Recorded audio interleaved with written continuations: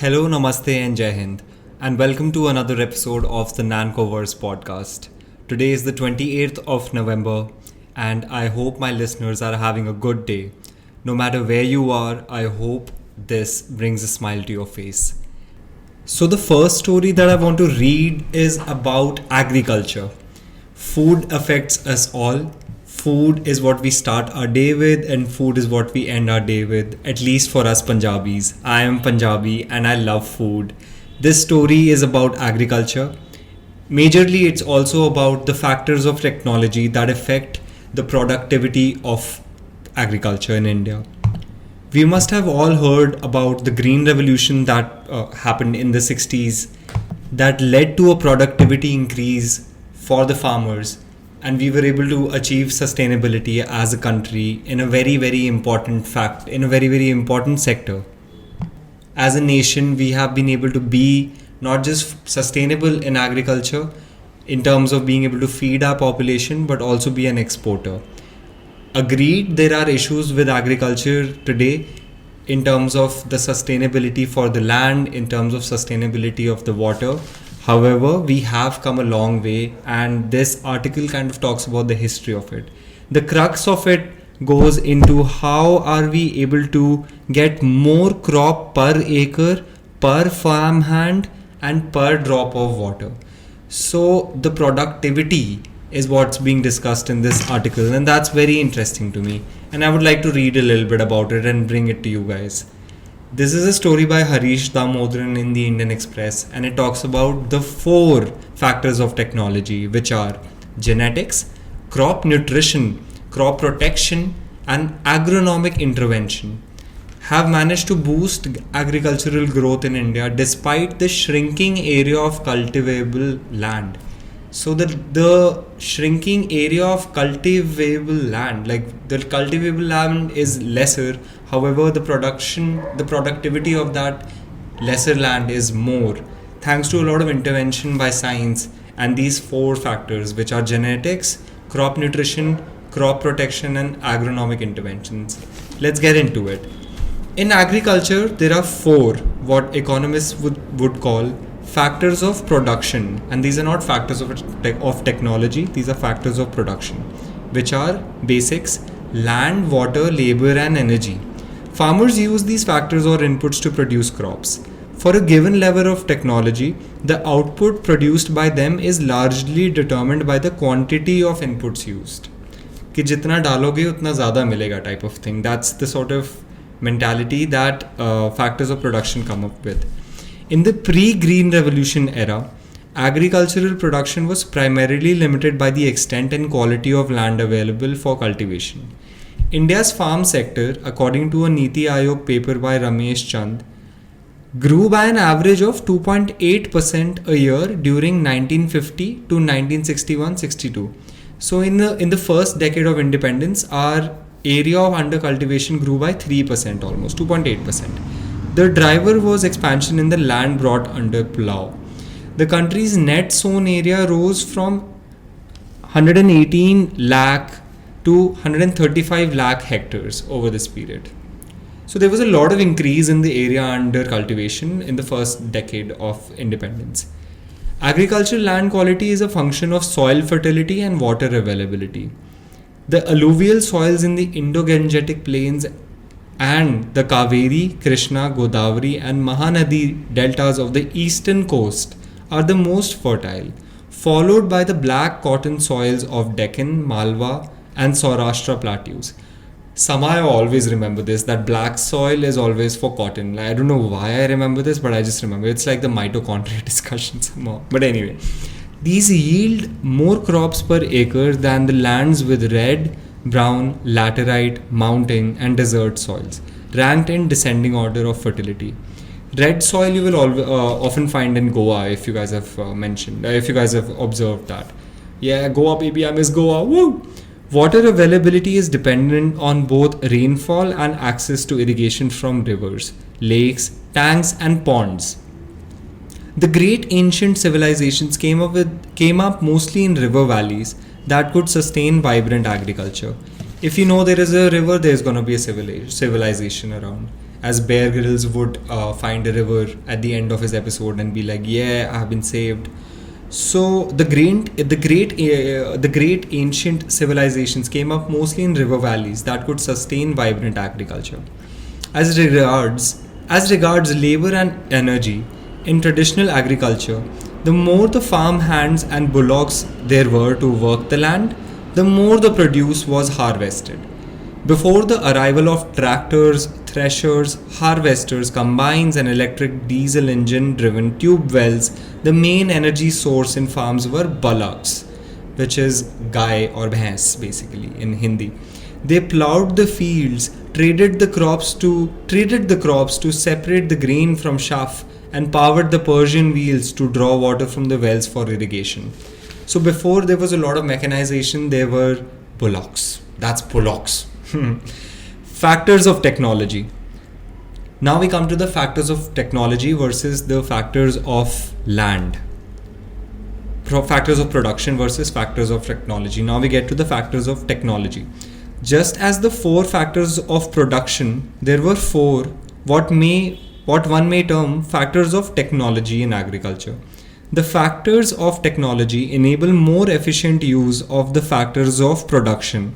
They result in higher yields, more produce from the same acre of land or number of laborers, besides better utilization of water resources and replacement of animal and human power with mechanical and electrical power. The 4 factors of technology are genetics, crop nutrition, crop protection, and agronomic interventions. So we'll get to genetics first. Genetics is about seeds and plants breeding. There would have been no green revolution without the high yielding wheat and rice varieties in the Norman Borlaug, Henry Becquerel, Gurdev Singh Kush, and other scientists spread.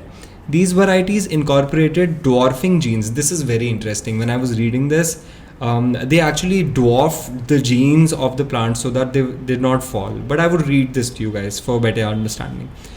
These varieties incorporated dwarfing genes that reduce the height of the plants. Traditional varieties having tall and slender plants didn't respond much to the fertilizer or water application. When their ear heads were heavy with well-filled grains, they bent over or fell flat on the ground. The new semi-dwarf varieties had strong stems that held the grain-bearing panicles upright even when heavily fertilized, enabling them to absorb more nutrients and convert these to grains. So earlier we had a little bit more tall and slender plants, and now we have small pudgy but strong stemmed plants which don't fall to the ground. That's a subjective discussion if that's a good thing or a bad thing. I would like my grains to be tall and slender because I think tall and slender sounds a lot better than short and dwarfed. But it is what it is. Just as with reduced height, semi-dwarfing, there are genes in plants that code for proteins responsible for disease and pest resistance, drought and heat stress tolerance, nutrient use efficiency, or even stem sturdiness, and erect compact canopy to allow mechanical harvesting. The genetic information for all these desirable traits is contained in the seeds of the plant varieties, hybrid, developed through cross-breeding and agricultural biotechnology tools. Farmers traditionally reared cattle for not just draught power and milk, but also their excreta that provided the nutrients necessary for plant growth. Basically like cow cakes, like I'm sure a lot of people must have seen this, cow dung cakes. Farmyard manure, the decomposed mixture of dung and urine along with other farm residues, contains NPK, which is nitrogen, phosphorus and potassium in very small trace amounts, 0.5% nitrogen, 0.2% phosphorus and 0.5% potassium. The revolution in crop nutrition happened with chemical fertilizers having much higher NPK content. Urea 46%, diammonium phosphate 18 and 46%, and muriate of potash 60%. NPK is the foundation of fertilizers in India today. Artificial fertilizers made a big difference. Synthetic fertilizers in combination with the breeding of varieties responsive to high nutrient doses led to a soaring of crop yields. Farmers also saved on labor in maintaining animals and collecting, storing, and composting their manure. The fertilizers came from factories in bagged, ready to use form, which they still do and are subsidized quite heavily. With higher yields also came technologies for crop protection, defending plants against insects, pests, pathogens, and weeds from the time of their sowing to harvesting and marketing. Crop protection chemicals are aimed at ensuring that the yield gains from genetics, breeding, and nutrition fertilizers are realized to the maximum possible extent. In farmers' fields, some are labor saving as well. Herbicides, for instance, can replace the manual removal of weeds. I don't know if any of my listeners has practiced a little bit of farming anywhere. Weeds are actually a big problem for farms because they just grow. Basically, it's land and things grow. So herbicides help with weeds and weed removal. The last factor of technology is mechanization and other agronomic interventions. Tractors, apart from rendering bullocks redundant, having made it possible to use implements such as rotavators, reversible mold board plows that can do deep tillage, mixing and pulverization of the soils and break their hard pan layers. There's a lot of mechanization that has happened in agriculture as well. Agronomic interventions also extend to water saving technologies, drip irrigation, and laser land levelers. I've never heard of this. Laser land levelers, interesting. And intercropping, or growing more than one crop simultaneously on the same piece of land. Farmers today are cultivating pomegranates in Rajasthan's arid desert soils through drip irrigation and water soluble liquid fertilizers. Damn sorry, these Rajasthan farmers are really getting it together, and they're growing pomegranates in Rajasthan. Intense. There are similarly those using tractor drawn machines to make raised beds in fields. They plant sugarcane on the furrows and various short cycle crops such as potato, onion, garlic, vegetables, and pulses on the raised beds. Intercropping, growing different types of crops on the same piece of land. There are many benefits of this, at least theoretically, is what I know. The next game changer, even if they're bearing fruit in Indian farms may take time, could be drones for spraying fertilizers and agrochemicals, and sensors for real-time monitoring of crop and field conditions.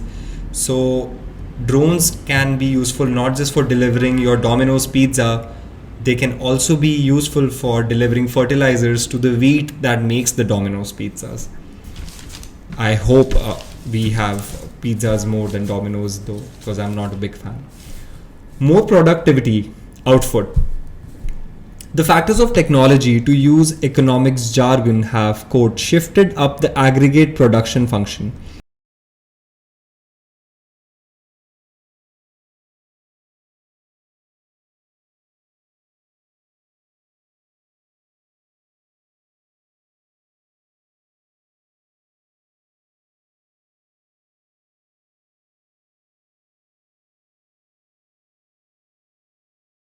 In agriculture, instead of more output from more inputs, productivity increases have delivered more output from the same or even less levels of inputs. In other words, and very importantly, this was the most important line for me in the article, more crop per acre, per farmhand, and per drop of water. This is interesting as it's increasing the productivity of agriculture. This is being translated not just in agriculture, it's also happening in a lot of other fields. With the advent of artificial intelligence, this is happening in the corporate world as well. You need lesser people to do the same job, if not more. The effects can be seen from the net sown area in India rising by just 3.3% from 135 lakh hectares to 139.9 lakh hectares between 1961 and 2020. As against 14% during 1950 to 1961. So there was a 3% increase in 50 years versus a 14% increase in the first 10 years. So the increase in cultivated area has reduced, however the productivity has increased. The growth in agricultural production over the last 50 years or more has been mainly courtesy the factors of technology. Simply put, the factors of technology have trumped the factors of production. This was a really interesting article talking about how India became self-reliant in agriculture. There was a time when we were looking at scarcity in terms of food grade production. We were looking to import from different countries to feed a population as big as ours. During the 1980s, 70s, we had the Green Revolution, which was undertaken by the government, which has yielded a lot of food security for the people of India. It's subjectively a question of debate if it's a good thing in terms of, firstly, as we discussed, the dwarfing of the plants, which to me seems a little problematic somehow. However, the realities of the situations have got less to do with one person's subjective understanding versus a society's collective food security issue. So, the next story that I would like to read about is a story of culture. It's a story of a practice that's been happening in the south of India for the longest time. That has to do with bullocks again. We've been talking about bullocks. This is the Kambala event, which was recently held in Bangalore on the 25th of November. This is a story written by Akram M in the Indian Express, and it talks about how Kambala comes to Bangalore and how buffalo race's popularity outran the bans. Some of our listeners might have heard about how Jallikattu, I don't know if you guys have heard about this. Jallikattu was a practice done in Tamil Nadu, and it was banned basis some petitions filed by people calling it a cruel activity on the bullocks. And the Kambala event has a similar vibe where they race bullocks, and it's an event which is practiced in the southern parts of the country. This is an interesting one to me because I really feel sometimes people come and look at these things from a very moralistic and judgmental perspective. They feel like people who practice these things are uncouth and they are cruel to animals, and they don't understand what it means to show compassion to animals. And the other side of the story is where people kind of feel that one should be allowed to practice their culture, and allow, like, you might think that this is cruel, but the other people might think that this is a part of a tradition that has been there for the longest time, so they should be allowed to do this. And I have no opinion on this. I'm actually quite curious to see what Kambala is, what does it mean, how long has it been there for, and even read a little bit about Jallikattu and bring this to you for your own opinion. You can think what you want to think about this, but it happened and I do want to read about it. So Kambala comes back to Bangalore. The past weekend saw Bangalore hold its first Kambala race, with 159 pairs of buffaloes and their jockeys racing through the specially made slush tracks in the city's palace grounds. The final rounds of the races ended only by 2 a.m. on Monday. Damn, this goes late in the night. It's a late night party in Bangalore. Bangalore shuts down real quick. People from Bangalore would know, and this is on till 2 a.m., which sounds good. That one on a Monday, damn. Lakhs of people visited the venue to watch the event. Kambala has in the past been banned by the Supreme Court, but the Karnataka government, keeping its popularity in mind, amended legislation to allow the races to go on. India has its bodies of legislature, judiciary and executive. The judiciary banned it, the legislature did what it had to do to reenact it, basis its popularity. What is Kambala though? What is Kambala? That's a good question. It is a folk sport practiced in coastal Karnataka districts, especially in regions where Tulu speakers form a majority. In the past, races were hosted by various families and groups in sludgy fields in the days after paddy was harvested. More recently, various Kambala Samitis or organizing bodies have come up, which host weekly events from the end of November till the first half of April across Dakshina Kannada and Udupi districts. Kambala is a matter of prestige for many families, especially from the Bunt communities in the coastal areas. Pairs of buffaloes are groomed by them round the year in the hope of winning a Kambala event. This is where it is. I think when it's commercialized, it's the issue. It's these people who work with the buffaloes, they're actually emotionally connected to them. They rear them, they train them, they work with them, they're emotionally connected to the animal. This is something that people in the city don't really relate to. We just don't have buffaloes to take care of. We have pugs and dashhounds and golden retrievers, and we don't make them race.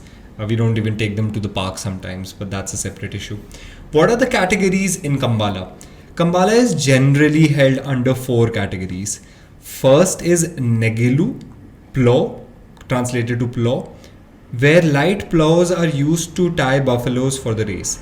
The event is for entry-level animals, lightweights. The second is Hagga, rope, where buffaloes are raced by jockeys with just a rope tying the pair together. The third category is Adda Halage, in which jockeys stand over a horizontal plank dragged by buffaloes. Thus, unlike Hagga and Negelu, where jockeys run behind the animals, in this buffaloes drag the jockeys. Kanne Halage is fourth category, where a wooden plank is tied to a buffaloes. The plank on which the jockeys stand has 2 holes through which water gushes out as the plank is dragged along the slush tracks. The height to which the water splashes determines the winner of the event.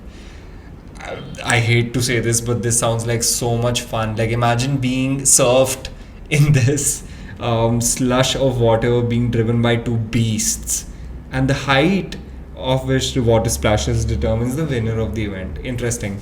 There is even a picture here which I would like to put up. There is a very strong man wearing underwear with like some very beautiful bullocks which are running, and they have like a lot of things on their face. Like, it kind of looks like it's been tied. It looks bad. I can understand why people would feel for these animals.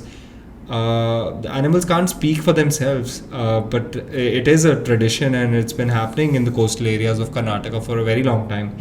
Anyway, is Kambala popular across Karnataka? That's a question. It's a legit question. Though the popularity of the races is restricted to coastal Karnataka, the Bengaluru organizers believe that movies like Kanthara have given the event a pan-Karnataka appeal. Due to the success of the movie, many people are interested in learning more about the folk sport. Puttur and MLA Ashok Rai, one of the main organizers of the event, said, politicians have gotten involved and they want to make this a pan-Karnataka thing. This is mostly a coastal Karnataka sport. To ensure that more teams participated in the Kambala at the state's capital, an incentive of 50,000 was offered to bring the buffaloes to Bangalore for the event. Why was Kambala outlawed in the first place? Several organizations, including People for the Ethical Treatment of Animals, had filed pleas against all traditional sporting events, complaining about animal abuse. That's the core issue. People feel that this is animal abuse. The complaint against Kambala was that the buffaloes' noses are tied with a rope and the animals are whipped continuously during the race. That's what a corporate day looks like for me, to be honest. Which amounts to cruelty. The Supreme Court, which heard the petitions, ruled to ban Jallikattu, Kambala and bullock cart racing in 2014. So then how was the ban lifted? In January 2016, the Environment Ministry issued a notification where an exception was made, saying, quote, bulls might be continued to be trained as performing animals at events such as Jallikattu in Tamil Nadu and bullock cart races in Maharashtra, Karnataka, Punjab, Haryana, Kerala and Gujarat in the manner, or practiced traditionally under the customs as part of culture in any part of the country. This exception was made subject to certain conditions aimed at reducing the suffering of the animals being used for such sports. At the same time, state governments amended provisions of the Prevention of Cruelty to Animals Act to provide an exemption for these events. Though this was challenged, a 5-judge constitutional bench upheld the amendments made by Karnataka, Tamil Nadu and Maharashtra in May this year. See, I'm not saying if this is right or wrong, but what I'm saying is the contradiction in the Prevention of Cruelty to Animals Act, and then you just kind of like let it happen. It's really strange that sometimes bills, what they're named, they actually enact the exact opposite. It reminds me of the bill that the United States had passed after 9/11. They called it the Freedom Bill or something like that. And that actually gave the government the power to snoop on everyone. Governments are fun, governments are powerful, and over here we have a very interesting event that happened in Bangalore, and it was nice to read about this. I would like to know more about Kambala. Do you guys know anyone who's seen this? Do you know anyone who's practiced this? even Jallikattu for that matter. In the article, it also said that this is being practiced in other states of the country. I can imagine wherever agriculture is a thing, riding your bullocks must be a sport as well. You're emotionally connected to these animals. We're so far off from such animals in the city. We don't know where our milk comes from. We don't know where our grains come from. We have no idea about these things. We just go to a store and buy our stuff and just be happy about it. We blink at it these days. Sitting in our homes, we know where the egg is coming from. We have never met the chicken. It was interesting reading both the stories today. One was about agriculture and one was about traditional folk sport that is being practiced in Karnataka and other parts of the country. It really brought to me a lot of understanding of how diverse our country is, how diverse the practices are, how much are we actually in tune with what's happening in the world around us as well. Do we even know how we've gotten to where we are? Sometimes what we think is the right thing is actually not the right thing according to one part of the community, and when we actually have to empathize with those people who practice these things, we get to understand why is it important. Sometimes to an environmental activist it might seem like using a lot of fertilizers is a bad thing. For a farmer who needs to feed his children and actually pay for their education, they need to use the fertilizers so that there's production, so that there's productivity. We have had welfare schemes in fact they're on right now, Pradhan Mantri Anna Yojana, where we are providing free food grains to the poor people.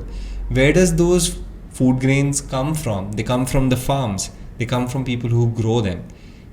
I'm not saying that these things are right or wrong, but I do feel that we should know about them. So this was quite interesting to read the stories for today. Yes, it was quite interesting.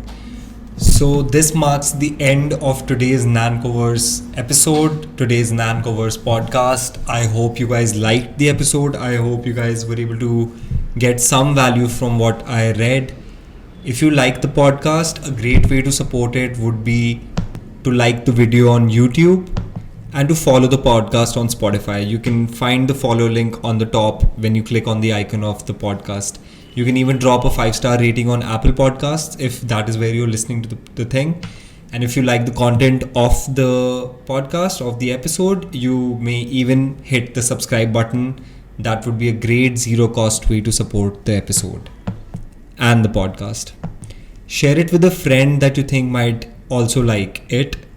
And if you guys are having a good day, I really am happy for you. And if you're not, I would just say try smiling, try apologizing for anything that you need to apologize for. I certainly need to do that, so I can speak from empathy. There are times in our lives when we don't know what the right thing to do is, but if we really sit down with our thoughts, close our eyes, we know what the right thing to do is. We know how to treat the people right around our lives. The right answers come to us. We have the wisdom in us. And if there are things that you need to fix in your life, I would suggest that you take them on head on right now. This life is short and we are here for a good time, not a long time. Catch you guys in the next episode. Bye. Love you all.